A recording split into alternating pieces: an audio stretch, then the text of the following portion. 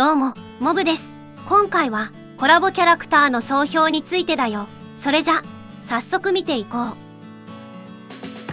まずは、ミオンについての評価になるよ。ミオンは、光属性のアタッカーで、構造体を設置しながら戦う、かなり特徴的なハンターだよ。また、キャラの特徴から、あまり動かない破滅の力のボスに対して、かなりの適性があり、トーマス・アンドレとのダブルアタッカーとして起用されているよ。さらに、土器の戦場でも、雑魚処理だけでなく、ボスへの火力も一級品で、自由に配置して、好きなタイミングで爆破できるため、直近での採用率はかなり高いね。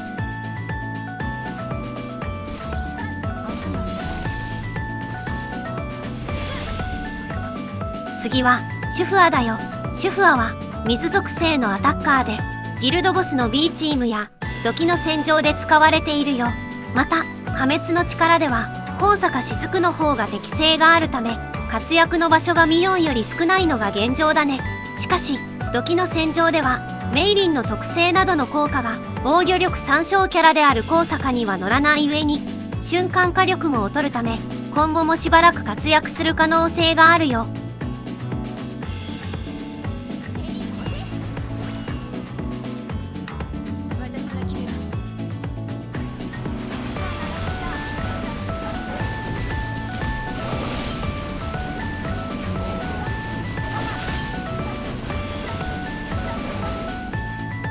次は、ミンニだよ。ミンニは、闇属性のアタッカーで、現在、ギルドボスや、破滅の力で大活躍しているよ。また、これまでの闇属性が不遇だったので、ミンニの価値が非常に高く、クリティカル率のバフもすごいため、今後もある程度は活躍できる見込みがあるよ。しかし、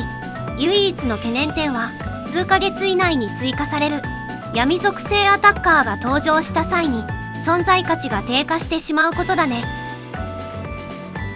次は、ソヨンだよ。ソヨンは、風属性のブレイカーで、ギルドボスの B チームで活躍しているよ。しかし、通常のハンターモードでは、竜の方が、レナーとニールマンとの相性が高く、評価はそこまで高くないのが現状かな。また、ギルドボスの観点では、ディスバトル効果で、スコアを底上げできるため、獲得や凸上げが必須になるよ。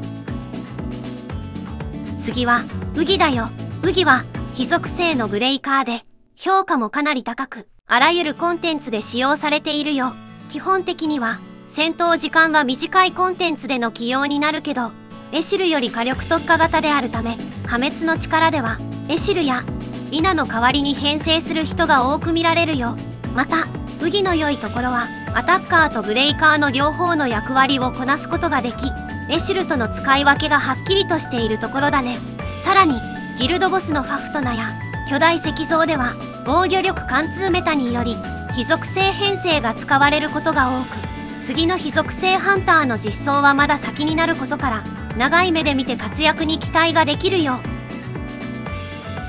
次は補足についてだよ。まず一つ目はコラボキャラクター全員に活躍の場が用意されているということだよ。そのため5人全員を5凸以上にしておくことがベストだけど、無課金や微課金のプレイヤーには厳しいので、自身が好きなコンテンツに合わせて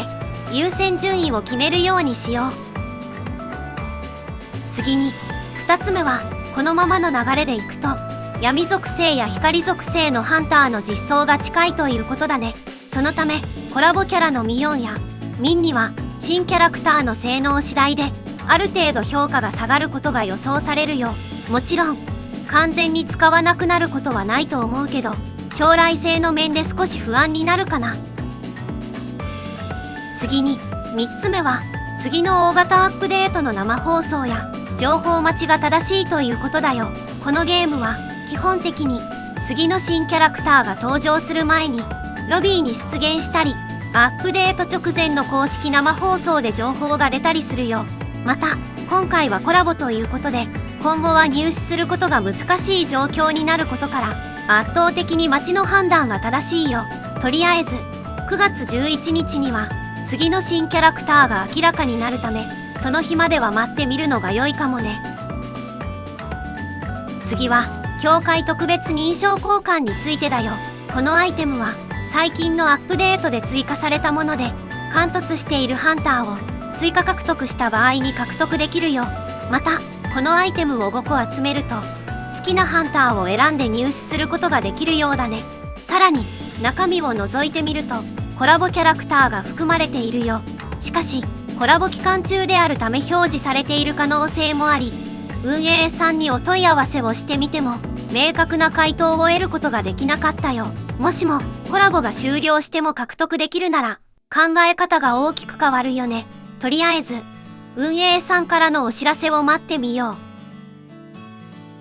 最後に、コラボキャラの総評についてだよ。まず、コンテンツ別の活躍を見ると、やはりミンニとウギの評価が高いことがわかるね。また、ソヨンに関しては、弱点属性の兼ね合いなどにより、他のハンターに比べてデータが少ないよ。しかし、この2キャラがずば抜けた性能を持っていることは確かであるため、基本的には、ミンニかウギを狙うようにしよう。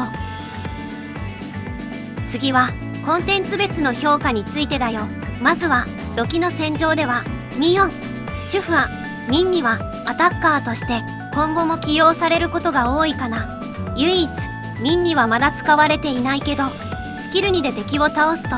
永続でクリティカルダメージが増加するため、基本クリティカルダメージが 50% の時の戦場では、非常に大きな効果になり、最強格になる可能性があるよ。また、ウギやソヨンは、水師の旬のサポート枠でも起用されるため、5人全員の活躍が期待できるよ。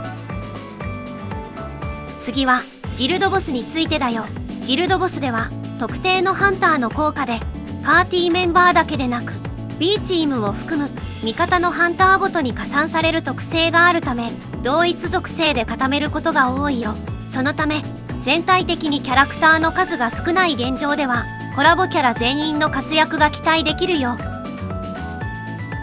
次は、破滅の力についてだよ。破滅の力では、ギルドボスに比べて、編成する枠が減るため、活躍の場が少なくなるよ。そのため、シュフアの場合は、高坂雫に席を奪われている現状になり、それを含め、評価が少し低くなっているかな。